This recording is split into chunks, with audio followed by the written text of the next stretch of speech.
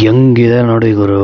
ಯಪ್ಪ, ಇದು ಏಂತ್ರಲ್ಲಿ ಮಾಡಿರೋದು ನಮ್ಮಮ್ಮ. ಇವಾಗ ನೋಡಿ, ಇದು ಅಂದ್ರೆ ಯಾವ ತರ ಮೀನ್ ಇದು ಹೇಳಿ. ಇದು ನೋಡ್ತಾ ಇದ್ರೇನೆ ಗೊತ್ತಾಗ್ಬಿಡತ್ತೆ. ಸುಮ್ನೆ ನಮ್ದು ಒಂದ್ ಸ್ವಲ್ಪ ಸಣ್ಣದಾಗಿರ್ಲಿ ಅನ್ಬಿಟ್ಟು ಇದು ಏನು ಅಂತ ಹೇಳಿ guys. Yo ma people, welcome back to my new vlog guys. ಎಲ್ರು ಹೇಗಿದ್ದೀರಾ? ಚೆನ್ನಾಗಿದ್ದೀರಾ ಅಂತ ಅನ್ಕೊಂತಾಗ ಚೆನ್ನಾಗಿರೋ JBU. ಇವತ್ತಿನ ವ್ಲಾಗ್ ಅಲ್ಲಿ ನಿಮ್ ಟೈಟಲ್ ತಮ್ಮನೇಲಿ ನೋಡಿ ಗೊತ್ತಾಗಿರುತ್ತೆ. ನಾವು ಮಾಡಕ್ ಕೊಡ್ತಾ ಇದೀವಿ ಪಿಜ್ಜಾ. ನೋಡಿ ಯಾವ ತರ ಇದೆ ಅಂತ. ಸರಿ, ಅದೆಲ್ಲ ರೆಡಿ ಮಾಡಿದ್ದಾಯ್ತು. ಇವಾಗ ನಮ್ಮ ಅಮ್ಮಂಗೆ ಒಂದು ಸರ್ಪ್ರೈಸ್ ಕೊಡೋಣ ಅಂತ ಹೋಗ್ತಾ ಇದೀನಿ ನೋಡಿ. ಹೌದಾ? ನಮ್ಮ ಮಾವಾಜಿ ಅವ್ರು ಏನೋ ಗಿಫ್ಟ್ ಕೊಟ್ಟಿದ್ದಾರಂತೆ ಫ್ರೆಂಡ್ಸ್, ನನಗೆ ಗೊತ್ತಿಲ್ಲ. ನೋಡಿ ಫ್ರೆಂಡ್ಸ್, ಆರೋಗ್ಯಕ್ಕೆ ಒಳ್ಳೆಯದು. ವಯಸ್ಸಾದವರು ಹಂಗೆ ಆರೋಗ್ಯ ಚೆನ್ನಾಗಿ ಇಟ್ಕೊಳ್ಳಿ ಸೊಸೆ. ನಿನ್ನೆ ಆಶೀರ್ವಾದ ಮಾಡ್ತಾ ಇದ್ರು ಫ್ರೆಂಡ್ಸ್, ನನಗೆ ತುಂಬ ಖುಷಿ ಆಗೋಯ್ತು. ಏನು ಹೇಳೋದು ಗೊತ್ತಾಯ್ತಲ್ಲ. ಇದು ಹಾಗಲಕಾಯಿ ಚಿಪ್ಸ್ ಕೊಟ್ಟಿದ್ದಾರೆ ನೋಡಿ ಫ್ರೆಂಡ್ಸ್. ಫಸ್ಟ್ ಎಲ್ಲ ಡಯಟ್ ಆಗಿರಲಿ, ಏನೋ ಅವ್ರ ಪ್ರೀತಿ ಎಲ್ಲದಕ್ಕೂ. ಥ್ಯಾಂಕ್ಸ್ ಸೋ ಮಚ್ ಮಾವಾಜಿ ಅವರೇ, ನೀವು ಕೊಟ್ಟು ತುಂಬ ಇಷ್ಟ ಆಯಿತು, ತಿಂತೀನಿ.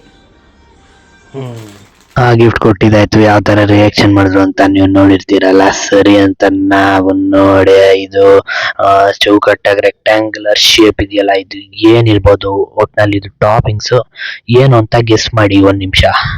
ಗೊತ್ತಾಯ್ತಾ ಗಾಯ್ಸ್? ಗೊತ್ತಾಗಿಲ್ವಾ? ಸರಿ, ಇದಾದ್ರೂ ಗೊತ್ತಾಯ್ತಾ? ಇದು ಗೊತ್ತಾಗಿರತ್ತೆ ಅನ್ಕೊಂತೀನಿ. ಟೊಮೆಟೊ ಮತ್ತೆ ಮಶ್ರೂಮ್ ಟಾಪಿಂಗ್ಸು ಅದೇ ತರಾನೇ. ಇದು ನಾವು ತೋರಿಸಲ್ಲ, ಅದು ಪನ್ನೀರು. ಸೇಮ್ ಅದೇ ತರಾನೇ ಎಲ್ಲಾನು ಇಕ್ಬಿಟ್ರಿ ನೋಡಿ. ಇವಾಗ ನಾನು ಗಮ್ ತೋರ್ಸದ್ನಲ್ಲ, ಅದ್ರಲ್ಲೇನೆ ಒಂದೊಂದೇನೆ ಒಂದ್ ಸ್ವಲ್ಪ ಟೈಮ್ ಆಯ್ತಲ್ಲ, ಅದಕ್ಕೇನೆ ಸೇಮ್ ಅದೇ ತರಾನೇ ನಾನು ಇವಾಗ ತೋರ್ಸದಲ್ಲ, ಅದೇ ತರಾನೇ ಪ್ಲೇಸ್ ಮಾಡ್ಕೊಂಡ್ ಬರ್ಬೇಕು ಎಲ್ಲದಕ್ಕೂ ಅಷ್ಟೇ. ಎಲ್ಲ ಕಾರ್ನರನ್ನು ಒಂದೊಂದೇ ಅಂಟ್ಸ್ಕೊಂಡ್ ಬಂದೆ ನೋಡಿ. ಈ ತರ ಕಾಣ್ತಾ ಇದೆ.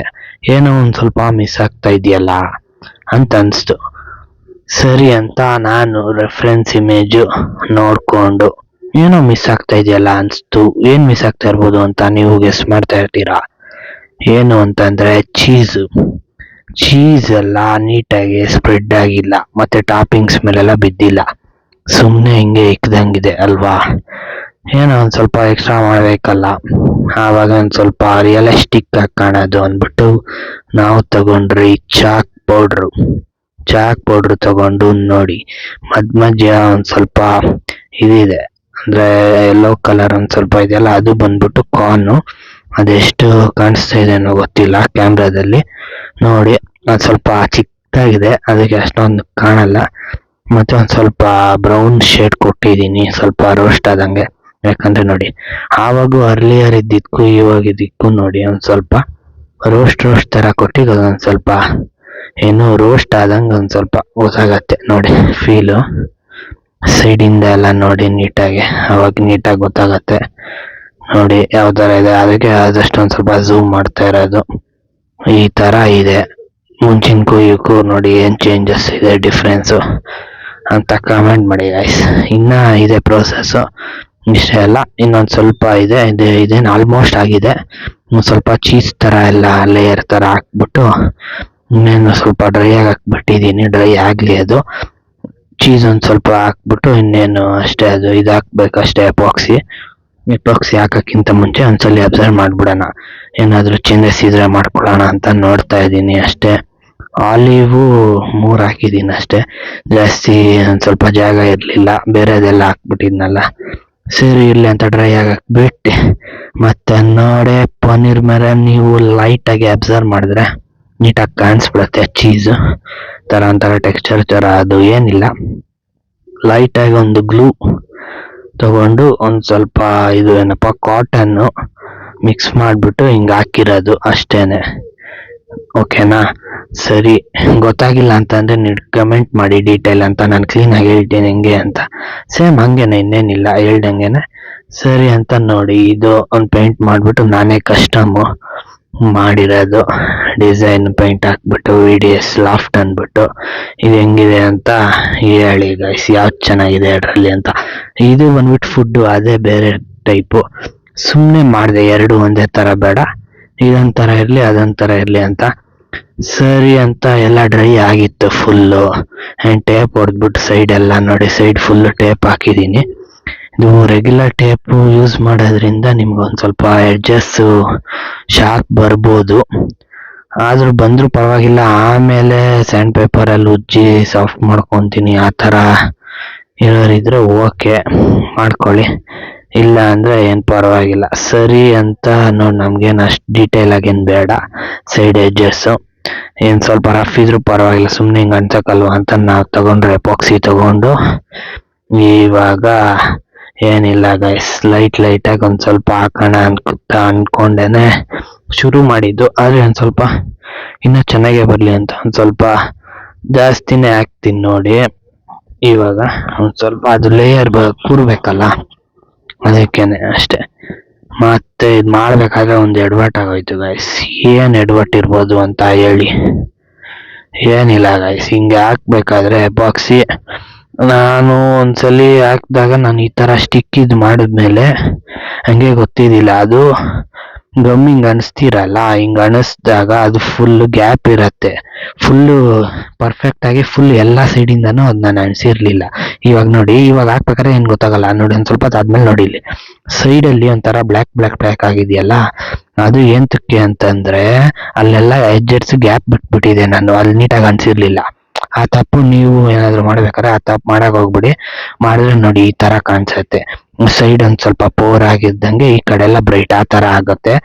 ಆಲ್ರೆಡಿ ಹಾಕ್ಬಿಟ್ಟಿದ್ನಲ್ಲ, ಸರಿ ಇನ್ನೇನು ಬಿಸಾಕಕ್ಕಿಂತ ಸುಮ್ಮನೆ ಇರ್ಲಿ ಪರವಾಗಿಲ್ಲ, ಚೆನ್ನಾಗಿದೆ ಅಂದ್ಬಿಟ್ಟು ನಾನು ಇಕ್ಕಿದೀನಿ. ನೀವೇನಾದ್ರು ಈ ತರ ಮಾಡಾಗೆ ಎಪಾಕ್ಸಿ ಮೇಲೆ ವರ್ಕ್ ಮಾಡಂಗಿದ್ರೆ ಆ ತರ ಮಿಸ್ಟೇಕ್ ಮಾಡಬೇಡಿ ಅಂತ ಹೇಳ್ತಾ ಸರಿ ಅಂತ ಅಪ್ಲೈ ಮಾಡಿದ್ದಾಯ್ತು ಎರಡರ ಮೇಲೂ.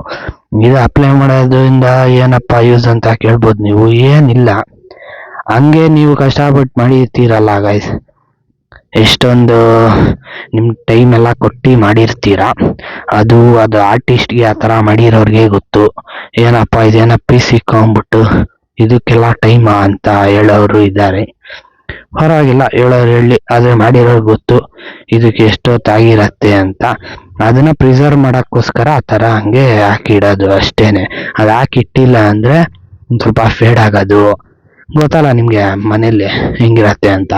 ಅವರು ಇವರು ಮಕ್ಳು ಬಂದಾಗ ಎತ್ಕೊಳ್ಳೋದು, ಬಿಸಾಕೋದು, ನುಂಗೋದು ಏನೇನ ಮಾಡ್ತಾರಲ್ಲ, ಅದು ಸ್ವಲ್ಪ ಮಾಡಿದಾಗ ಒಂದು ಸ್ವಲ್ಪ ಇದು ತಡೆಯತ್ತೆ. ವಾಟರ್ ಪ್ರೂಫು ಕೂಡ ಇದು, ನೀರು ಬಿದ್ರೂ ಅಷ್ಟು ಏನಾಗಲ್ಲ, ಅದಕ್ಕೋಸ್ಕರ ಇದು ಹಾಕೋದು. ಬಿಸಿಲಿಗೆ ಇಟ್ಟಾಯ್ತು ಒಂದು 20 ಮಿನಿಟ್ಸು, ಫುಲ್ಲು ಡ್ರೈ ಆಗ್ಬಿಡತ್ತೆ ಅದು ಗಟ್ಟಿಗೆ. ಅಷ್ಟರಲ್ಲಿ ನಾವು ನಮ್ಮ ಫೈಟರ್ ಟ್ಯಾಂಕ್ ತೊಳೆದು ಬಿಡೋಣ ಇವಾಗ ಪಟ್ ಅಂತ. ಯಾಕಂದ್ರೆ ನಮ್ಮ ಬೆಟ್ಟ ಫಿಶ್ ಬರ್ತಾ ಇದೆ ನೋಡಿ, ನಮ್ಮ ಬ್ರೌನಿ ಹೆಂಗ್ ಓಡಾಡ್ತಾ ಇದ್ದಾನೆ ಅಂತ. ಈ ಪ್ರೋಸೆಸ್ ಅಲ್ಲಿ ಫುಲ್ಲು ನಮ್ಮ ಬ್ರೌನಿನೇ ನನ್ಗೆ ಸಾಥ್ ಕೊಟ್ಟಿದ್ದು ಗೈಸ್. ಏನಂತೀರಾ ಬ್ರೌನಿ ಅಂತ ಕಮೆಂಟ್ ಮಾಡಿ. ನಿಮ್ಮ ಮನೇಲಿ ಯಾವ್ದಾದ್ರು ಈ ತರ ಪೆಟ್ಸ್ ಹಾಕಿದ್ರೆ ನೀವು, ಅವನಿಗೂ ಖುಷಿ ಆಗುತ್ತೆ, ನಾನು ತೋರಿಸ್ತೀನಿ ಅವನಿಗೆ. ಸರಿ ಅಂತ ಹೇಳ್ತಾ ನೋಡಿ ನಾವು ತೊಳೆಯೋಣ ಇವಾಗ ನಮ್ಮ ಬೆಟ್ಟ ಫಿಶ್ ಟ್ಯಾಂಕ್. ಫುಲ್ಲು ಬಿಸಿಲಿಗೆ ಒಣಗಿ ನೋಡಿ ಅದು ಹೆಂಗಾಗ್ಬಿಟ್ಟಿದೆ, ಕಲರೇ ಚೇಂಜ್ ಆಗ್ಬಿಟ್ಟಿದೆ. ಸರಿ ಪರವಾಗಿಲ್ಲ ಅಂತ ತೊಳ್ದಾಯ್ತು. ನೋಡಿ ನಮ್ಮ ಬೆಟ್ಟ ಫಿಶ್ ಇಲ್ಲೇ ಇದೆ ಕೆಳಗಡೆ, ರೆಸ್ಟ್ ಮಾಡ್ತಾ ಇದೆ ಫುಲ್ ನೋಡಿ. ಅಯ್ಯೋ ಅದು ಪ್ಯಾಕ್ ಅಲ್ಲದು ಯಾವಾಗ ಪ್ಯಾಕ್ ಮಾಡಿರ್ತಾರೋ, ಎಷ್ಟು ದಿನ ಇಕ್ಕಿರ್ತಾರೋ ಯಾರಿಗೂ ಗೊತ್ತಿಲ್ಲ ಅವರು. ಅದಕ್ಕೆ ಪಟ್ಟ ಅಂತ ಆದಷ್ಟು ಬೇಗ ಬಿಟ್ಬಿಡೋಣ ಅಂತ ಪಟ್ಟ ಅಂತ ನಾವು ತಗೊಂಡು ಟ್ಯಾಂಕ್ ತೊಳೆದ್ಬಿಟ್ಟು, ನಾನು ನಿಮ್ಗೆ ತೋರಿಸ್ನಲ್ಲ ಒಣಗಾಕಿ ಇಕ್ಕಿರೋ ಟ್ಯಾಂಕ್ನ, ಒಣಗಾಯ್ತು ಗಾಯ್ಸ್. ಒಣಗಾಗಿದ ತಕ್ಷಣ ನೋಡಿ ನೀರ್ ಹಾಕ್ಬಿಟ್ಟು ಒಂದ್ ಸ್ವಲ್ಪ ಅದು ಇದು ಹಾಕುವುದು ಇದು ಬರುತ್ತೆ, ನಂಗೆ ಸರಿಯಾಗಿ ಗೊತ್ತಿಲ್ಲ ಯಾಕಂದ್ರೆ ಒಂದ್ ಸ್ವಲ್ಪ ಅದು ಹಳೇದು ನಾನು ಮರ್ತೋಗ್ಬಿಟ್ಟಿದೀನಿ. ಅದೇನೋ ನೀರ್ದು ಪ್ಯೂರಿಫೈರ್ ಏನೋ ಬರುತ್ತೆ ಗೈಸ್, ಅಕ್ವೇರಿಯಂ ಶಾಪಲ್ಲಿ ನೀವು ಕೇಳಿ ಬೇಕಂದ್ರೆ ಕೊಡ್ತಾರೆ ನೀರ್ ಪ್ಯೂರಿಫೈ ಆಗಕ್ಕೆ ಅಂತ. ಅದೊಂದು ಡ್ರಾಪ್ ಹಾಕ್ಬಿಟ್ಟು ಅದು ಬ್ಲೂ ಆಗತ್ತೆ, ಅದೇನೋ ಬ್ಯಾಕ್ಟೀರಿಯಾ ಏನಾದ್ರು ಇದ್ರೆ ಅದೆಲ್ಲ ಹೋಗತ್ತೆ ಆಯ್ತಾ. ಸರಿ ಅಂತ ಅದು ಹಾಕಿದ್ರಿ, ಅದು ಹಾಕ್ಬಿಟ್ಟು ಒಂದ್ ಸ್ವಲ್ಪ ಹೊತ್ತು ಬಿಡಿ, ಡೈರೆಕ್ಟ್ ಬಿಡಬೇಡಿ ಫಿಶ್, ಅದೊಂದು ಸ್ವಲ್ಪ ಸೆಟ್ ಆಗಲಿ ನೀರು, ಆಮೇಲೆ ನಮ್ಮ ಫಿಶ್ ಬಿಟ್ರಿ ಯಾವ ತರ ಇದೆ ಬೆಟ್ಟ ಫಿಶ್. ಅದು ಫುಲ್ ಫೆದರು ಓಪನ್ ಆಗತ್ತೆ, ಫೆದರ್ ಅಲ್ಲ ಫಿನ್ಸ್. ನಾನು ಬರ್ಡ್ ಹೇಳಿ ಫೆದರೇ ಬರುತ್ತೆ ಬಾಯಿಗೆ, ಫಿನ್ಸ್ ಓಕೆನಾ. ಫಿನ್ಸ್ ಫುಲ್ ಓಪನ್ ಆಗತ್ತಲ್ಲ, ಅದನ್ನ ಸೆಟ್ ಆಗ್ಬೇಕು, ಆಮೇಲೆ ಅದು ತೋರಿಸ್ತೀನಿ ನೀಟಾಗಿ ಅಂತ ಹೇಳ್ತಾ ನೋಡಿ. ನಾವು ಡ್ರೈಗೆ ಇಕ್ಕಿದ್ರಲ್ಲ ಡ್ರೈ ಆಗಕ್ಕೆ, ಅದೊಂದು ಸ್ವಲ್ಪ ಡ್ರೈ ಆಗಿದೆ, ಅದ್ರೊಂದು ಸ್ವಲ್ಪ ಸರ್ಫೇಸ್ ಅನ್ನೀವನ್ ಬಂದಿದೆ.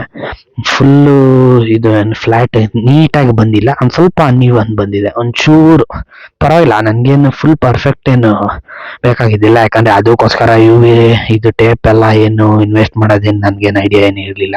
ಈ ಸುಮ್ಮನೆ ಹಿಂಗೆ ಹಾಕಕ್ಕೆ ಮಾಡಿದ್ದೆ ಅಷ್ಟೇನೆ.